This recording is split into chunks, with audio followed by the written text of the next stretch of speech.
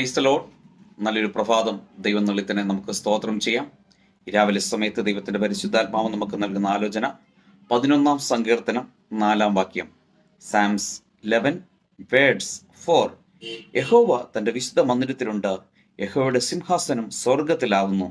അവൻ്റെ കണ്ണുകൾ ദർശിക്കുന്നു. അവൻ്റെ കൺപോളകൾ മനുഷ്യപുത്രന്മാരെ ശോധന ചെയ്യുന്നു. ആമേൻ.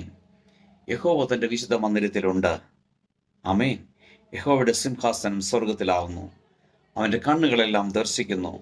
അവൻ്റെ കൺപോളകൾ മനുഷ്യപുത്രന്മാരെ ശോധന ചെയ്യും. ദൈവത്തിൻ്റെ പൈതലേ, അവൻ സ്വർഗത്തിൽ രാജാതിരാജാവായിരിക്കുകയാണ്. അവൻ്റെ കണ്ണുകളെല്ലാം ദർശിക്കുന്നുണ്ട്.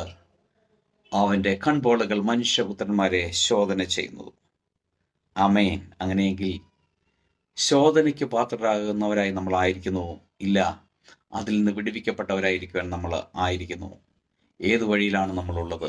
എങ്ങനെയാണെങ്കിലും നാം അതിൽ നീതിയുള്ളവരായി തീരേണ്ടതിന് വേണ്ടി നമ്മളെ തന്നെ നമുക്ക് സമർപ്പിച്ചാൽ അപ്പോഴത് നമ്മൾ ആഗ്രഹിക്കുന്ന കാര്യങ്ങൾ കർത്താവ് ചെയ്തു തരും. അതിനായിട്ട് നമ്മളെ ഏൽപ്പിച്ചു കൊടുക്കാം.